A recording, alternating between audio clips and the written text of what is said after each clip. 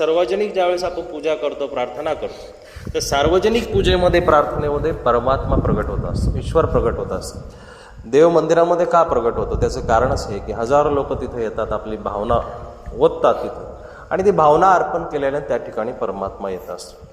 म्हणून आपण जे सर्वजण या ठिकाणी एकत्र होते, तुमचे काम दाम सोडून सासू सुना मांडीला मांडी लावून बसणं म्हणजे हे सगळ्यात पुण्याची जागा आहे. सगळं विसरून आपण या ठिकाणी बसतोय. हे धर्मचिंतन होतंय, धर्माचं कार्य होते, याच्यापेक्षा मोठी काहीच गोष्ट नाही. तुम्ही माझंही काय म्हणणं आहे पहिल्यापासून ते नीट लक्षात घ्या. तुम्ही लय पंडित झाले पाहिजे काही आवश्यकता नाही, लय विद्वान झाले पाहिजे काही आवश्यकता नाही. तुमचं जे काही सोपं कर्म तुमच्यावरती सोपवले परमात्म्याने, काय प्रपंच नीटनेटका करणे, त्याच्यामध्ये व्यवस्थित वागणे, हेवेदावे सोडून वागणे, आणि उरला सुरला वेळ धर्माला देणे, एवढं जरी तुम्हाला जमलं ना आनंदाने, तर तुम्ही सुद्धा पुढच्या जन्मामध्ये संत होऊ शकतात, साधू होऊ शकतात, काहीच अडचण नाही. म्हणून त्या गोष्टी सोडून आपल्याला हळूहळू एक एक गोष्टी सोडायच्या आहे. मग ते बोलण्यातल्या असतील, चालण्यातल्या असतील, विचारातल्या असतील, मनातल्या असतील, सगळ्या गोष्टी आपल्याला हळूहळू एक एक पद्धतीनं सोडायच्या. एक प्रकारे ही सत्संगाची गंगा आहे, तुमच्या दारामध्ये येते, तुम्हाला पवित्र होण्याची ही जागा आहे, आणि ह्या जागेत तुम्ही येऊन सर्वजण पवित्र होता, आणि झालंच पाहिजे. जास्तीत जास्त लोकांनी येऊन झालं पाहिजे. लेकरा बाळांनी आलं, हे लेकरं तुम्ही घरी तुम्ही किती त्यांना समोर पैसे ठेवले आणि वस्तू ठेवल्या तरी ते एकत्र बसतील केवढे? त्यांना असं मोकळं सोडा, ते 2 तास त्यांना बोलू नका, ते तिकडे खेळत राहते. एक अशी एकमेव जागा आहे की त्यांना बिचाऱ्यांना इथं बसू वाटतं, ऐकू वाटतं, आणि ही भविष्याची सगळ्यात मोठी पिढी आहे. काय हे जे रोप लावलेले ना तुम्ही, वंशाचा जो दिवा, बीज, दिवटे काय जे असतील ते दिवे पंत्या, तर ते दिवे सतत चालू राहिले पाहिजे. आणि ते प्रपंचानी कुकर्मानी नाही, सत्संगाने, चांगल्या धर्माने, चांगल्या वागण्याने, चांगल्या बोलण्याने. कारण ज्यावेळेस तुमचा माझा फोटो लागला जाईल त्या घरामध्ये, त्यावेळेस कोणीही आदराने आलं पाहिलं तर म्हटलं पाहिजे की खऱ्या अर्थानं तुमचा बाप होऊन गेला, खऱ्या अर्थानं तुम्ही त्याची परंपरा चालवली. हे सत्संगाचं कार्य आहे बाबांनो. हे कार्य कोणाचं तुमचं माझं नाही आहे. म्हणून ह्या कार्याला आपण सर्वांनी वाहून घेणं गरजेचं आहे. जो पण सगळेजण वाहून घेईल त्याला नक्कीच त्याच्या पदरामध्ये फुल नाही फुलाच्या पाकळीनुसार पुण्य पडणार आहे. तर आता पितृपक्षाबद्दल थोडंसं जाणकारी माहिती सांगतो. पितृपक्ष सुरू झाले. आता हे बघा, भगवद्गीतेनुसारचं जे जगणं आहे ना, ते जगणं फक्त महानुभावांचं जगणं नाही, नीट लक्षात घ्या. ते महानुभावांसाठीचं जगणं नाही, हे महानुभावांपुरतं जगणं नाही, हे सगळं समग्र जातीसाठी जगणं आहे, समग्र माणसासाठी जगणं. जो जो माणूस झाला, ज्या ज्या माणसांनी माणूस होण्याचा प्रयत्न केला, आणि माणूस म्हणून जो माणूस या पृथ्वीवरती आहे, त्या प्रत्येक माणसासाठीचं जगणं म्हणजे भगवद्गीतेचं जगणं आहे. मग ज्याला ज्याला भगवद्गीतेनुसार जगायचे, परमात्म्याच्या चरणाजवळ जायचं, ज्याला परमात्म्याच्या नजरेमध्ये चांगलं ठरायचे आणि आपला उद्धार करून घ्यायचंय, त्यांनी भगवंताचं ऐकलं पाहिजे की नाही? बापाची प्रॉपर्टी भेटण्यासाठी बापाशी व्यवस्थित संबंध ठेवावे लागतात. चुकीचं आहे का बरोबर? बापाशी व्यवस्थित ठेवावं लागतं. तो आता तुमची जी हाईट झालेली असती, ताकद आलेली असती, त्या बापापेक्षा डबल झालेली असते. कधी कधी तो बापच तुमचा उद्धार करतो, खाऊन खाऊन माजलाय, बरा वेळा उद्धार करतो आपला, नाही का करतो? कारण दिसतो तो आपल्यापेक्षा, त्या बापापेक्षा मोठा दिसतो, पण लहानपणापासून त्या बाप नावाच्या माणसाची आपल्याला भीती असते, त्याच्यामुळे आपण त्याच्या मर्यादा ओलांडत नाही. आणि दुसरी भीती अशी असते की जर आपण बापाचं ऐकलं नाही, बापाचं व्यवस्थित आपण समजून घेतलं नाही, पप्पाला पप्पा म्हणलं नाही, तर तो भविष्यामध्ये आपल्याला प्रॉपर्टीतून बेदखल करेल. ही पण एक अनामिक भीती असते प्रत्येकाला. या नश्वर जगामध्ये नश्वर गोष्टींसाठी आपल्याला त्या नश्वर माणसाचं, तोही मरणार आहे, तेही व्यक्ती मरणार आहे, आपणही मरणार आहोत, तरीही त्या माणसाचं ऐकावंच लागतं. ते संबंध आपले व्यवस्थित टिकले पाहिजे.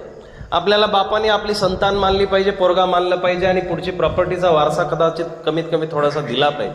म्हणून आपल्याला त्या व्यक्तीशी संबंध प्रेमाचे ठेवावे लागतात. मला सांगा, जगाचा बाप, जगन्नियता, परमात्मा, माता, धाता, पितामह, जो सगळ्या जगाला पुरून उरलेला आहे, सगळ्या जगाला तो देण्यासाठी बसलेला आहे, त्याच्याशी संबंध आपण कसे ठेवले पाहिजे? किती चांगले संबंध ठेवले पाहिजे, त्याचं किती ऐकलं पाहिजे. मग त्याचं आपण ऐकतो का हो? नाही ऐकत. मग ऐकत जर असाल तर जो भगवंताचा झालेला आहे, जो परमात्म्याच्या जवळ आलेला आहे, आणि ज्यांनी महानुभाव पंथाचा उपदेश घेतलेला आहे, ज्यांनी ईश्वर भक्तीसाठी निष्ठा केलेली आहे, प्रण केलेला आहे, संकल्प केलेला आहे, मग त्याच्यासाठी भगवद्गीता सांगते, यांती देवव्रता देवान पितॄन यांती पितृव्रता भूतानि यांती भूतेजा यांती मध्या जिनोपिमाम. भगवद्गीता, श्रीमद भगवद्गीता. श्लोकाचं विवेचन असं आहे की यांती देवव्रता देवान, जो देवतांची भक्ती करतो तो देवतांना प्राप्त होतो. बघा बर का, जे सगळे देव खिचडी करून एकच म्हणणारे, देवाला काही येड लागलं नव्हतं, तो सगळ्यांचा बाप झाला, तो सगळ्यांचा बाप कबूल पण करतो. जसं ब्रह्म्याला विचारलं का हो तुमच्या हातामध्ये काय, तो म्हणतो मी लईत लई पृथ्वीची रचना करू शकतो. विष्णूला विचारलं म्हणून काय, मी पालन पोषण करू शकतो. मग तुम्ही देव आहात का, नाही माझ्यापेक्षा विष्णू मोठा आहे.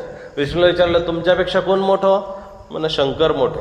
शंकराला विचारलं तुमच्यापेक्षा कोण मोठं आहे, तुम्ही देव आहात का, तो म्हणा नाही माझ्यापेक्षा शेष आहे मोठा, मी काही देव नाही, मी मालक नाही. असे विचारत विचारत वरपर्यंत कृष्णापर्यंत गेले. का हो तुमच्यापेक्षा मोठा कोण, तो म्हणा माझ्यापेक्षा मोठा कोण नाही. कोण न्यस्ति सदृशो मया, मेरे जैसा कोई नाही, माझ्यासारखा कोणीच नाही. हे सगळ्यात वरती त्यांनी सांगून ठेवले की तुम्ही आम्ही मी आपण नाही का, हा झाला पोरांचा हसायचा विषय. आपण घरामध्ये सुद्धा अरे मी नसल्यावर तुमचं काय होईल मला माहिती आहे म्हणतात की नाही, मी आहे म्हणून तुमचे, तुम्ही पण म्हणता तुमचा डायलॉग येतो, मी आहे म्हणून राहिले. अरे तुमच्याशिवाय तुम्ही जन्म घातला, ज्यांनी जन्म दिला ती म्हणत नाही की मी म्हणून तुझा, काही नसतं, काही नसतं. रामकृष्ण आले गेले त्याहून जग काऊस पडले. कोणाचं कुणा वाचून चालत नाही. तुम्हालाही तिकडं रिटर्न पास भेटलेलं नाही, रिटर्न तिकीट, त्याच्यामुळे तुम्ही म्हणता इथं की हां आम्ही नाही तर कोण आहे, आम्ही नसतं तर तुमचं झालं नसतं. कोणाचा संसार बदलून राहिला, पडून राहिला. रामाचा संसार, घरातली भांडी, कन्यादान, पलंग नेले नव्हते तरी जंगलामध्ये झाला. कृष्ण मथुरेहून मथुरेहून गोकुळाहून वृंदावनातून काही सुद्धा घेऊन आलेला नव्हता बिचारा बाबा. एवढा मोठा संन्यासी जगाच्या पाठीवरती कोणी निर्माण झाला नाही, काहीच घेऊन आलेला नव्हता, तरी सोन्याची द्वारका निर्माण केली. कशाच्या ताकदीवरती, नीतिमत्ता, स्वाभिमान आणि ध्येयनिष्ठा.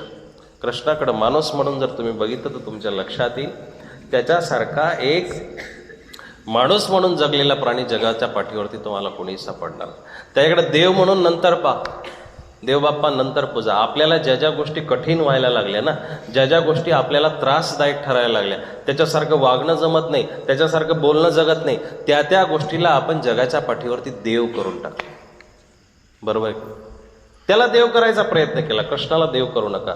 बघा महात्मा गांधींविषयी मी थोडंसं वाचत होतो, तेव्हा लक्षात आलं की महात्मा गांधींना महात्मा म्हटल्यामुळं आपल्याला त्यांच्यातले दोष दिसायला लागले. पण एक चांगला राजकीय विश्लेषक आहे, त्यांनी सांगितलं की गांधींसारखा राजनेता अजून पैदा झाला नाही, प्राप्त झाला नाही. त्यांच्यासारखा राजनेताच आतापर्यंत जन्माला आला नाही. अरे 1920ला ज्यावेळेस आंदोलन काढलं, सगळ्या भारतामध्ये आरोळी दिले की इंग्रजांना आता निघून गेलं पाहिजे, याच्यासाठी आरोळी ठोकायची, चले जावं म्हणून. तर 1920ला आंदोलन काढलं, 21 पर्यंतच चाललं, 22 पर्यंतच चाललं, 2 वर्ष आंदोलन चाललं. आंदोलन संपलं, आपल्या पण लोक निघून गेले, इंग्रज काही जात नाही. तो माणूस थंड पडला नाही. 1934ला परत आंदोलन 30ला परत काढलं, 1930ला परत काढलं आणि ते परत 5 वर्ष चाललं. 5 वर्ष आंदोलन चाललं आणि 5 वर्षांनी परतही इंग्रज गेले नाही. हरला नाही तो माणूस. फक्त कमजोर करायचं होतं, समोरच्याला दाखवायचं होतं माझी ताकद काय आहे, माझ्यासोबत कोण लोक आहेत. आणि मग 1920ला जी लोक आली नव्हती ती 1935ला आली, 1935ला जी आली नव्हती ती 1940ला आली. 7 वर्ष आंदोलन चाललं आणि इंग्रज निघून गेले. ही ताकद एखाद्या सुप्त माणसाची जी दिसून येते ना, ती त्याच्या गुणांनी दिसून येत असते. म्हणून गांधींसारखा राजनेता कोणीही झाला नाही, पण त्यांची पॉलिटिक्स आपल्याला आवडली नाही, त्यांच्यामधला राजनीतीपणा आपल्याला आवडला नाही आणि आपण त्यांना महात्मा करून टाकलं. आणि महात्मा झाल्यामुळं मग गांधीजींची जीवनी वाचली तर त्याच्यामधले दोष आपल्याला दिसतील, त्याच्यामधले दुर्गुण आपल्याला दिसतील आणि त्याच्यामुळे आपल्याला गांधी आवडणार नाही. बरेचसे जे काही विश्लेषक लोक आहेत त्यांना गांधी आवडत नाही. का? कारण त्याला वरती ठेवायचा प्रयत्न केला. तुम्ही बाबा म्हणून मग माझ्या तोंडामध्ये तंबाखू तुम्हाला आवडणार नाही, माझ्या हातामध्ये बिडी आवडणार नाही, तुम्ही मला बाबा केला. पण मी तुमच्यातला असलं तर तुम्ही माझ्याकडूनच मागशाल किंवा तुम्हीच मला द्याल. हा सामान्य नियम आहे. कुठल्याही जगाचा, कुठल्याही संस्थेचा, कुठल्याही समाजाचा हा सामान्य नियम आहे. ज्या ज्या गोष्टीला, एका म्हातारीला एक बाबा भेटले आणि भेटल्यानंतर ते म्हटले की आई दारू सगळ्यात वाईट ग, दारूसारखं पाप नाही, दारूसारखं व्यसन नाही, दारूसारखं कुठलंही मतद्रव्य नाही. हो बाबा, दारूसारखी तर भयानक गोष्ट आहे, दारू कोणीच पिऊ नये, वाया गेले लोक. आई बिडी सिगरेट पण खूप वाईट आहे ग. हो बाबा, ते सगळ्यात ते पण वाईट हो, नुसत्या दूर सोडितात, त्याला काय अर्थ आहे. आई तंबाखू पण वाईट असते ना ग? हो, तंबाखू पण वाईट आहे, पण आई आकूट पण वाईटच असतं ना. म्हातारीनं चप्पल काढली, मर मेल्या, तुला माझाच आकूट दिसला. स्वतःवरती ज्यावेळेस बितल, स्वतःवरती ज्यावेळेस जी गोष्ट होईल, त्यावेळेस आपण सिद्धांत विसरून जातो दादा. सिद्धांत आठवणीत ठेवण्याची गोष्ट आहे, सिद्धांत समजून घेण्याची गोष्ट आहे. ज्या ज्या व्यक्तींना आपण आपल्यामध्ये बसू शकत नाही, त्या त्या व्यक्तींना आपण वरती ठेवायचा प्रयत्न केला. कारण आपल्याला देव आपल्यासोबत नको असतो का? हवा नाही आहे आपल्याला. आपण फक्त आपल्या संकटांमध्ये, आपल्या प्रॉब्लेममध्ये, आपल्या दुःखांमध्ये देवाला म्हणतो की देवा तू माझ्यासोबत असावा. पण आपल्याला देव सोबत आवडत नाही. सोबत कशासाठी पाहिजे? तो सोबत जर आला तर आपल्याला छोटे मोठे उलाढाली करता येणार नाही. सोबत जर आला तर आपल्याला टेबला खालून पैसे घेता येणार नाही. सोबत जर आला तर आपल्याला कोणाची निंदा करता येणार नाही. सोबत जर आला तर आमची सासू खराब आहे असं म्हणता येणार नाही. तो कृष्ण सोबत असल्या कारणानं आपल्याला लगेच मग जाणीव होईल, अरे देव आहे सोबत, त्याच्यासमोर खोटं कसं बोलायचं. देवाने एकदा एका वाण्याची परीक्षाच पाहिली. परीक्षा अशी पाहिली की देवा तू माझी साथ देत नाही. कृष्ण म्हटले मी तुझ्या सोबत आता यायलाच तयार, एकच दिवस येतो. एक दिवस देव सोबत आले आणि बसले तिथं खुर्ची टाकून, शेजारी बसले, गल्ल्या शेजारी. आला एक कस्टमर, केवढ्याला टेप दिला हा? तो म्हटला 10,000ला.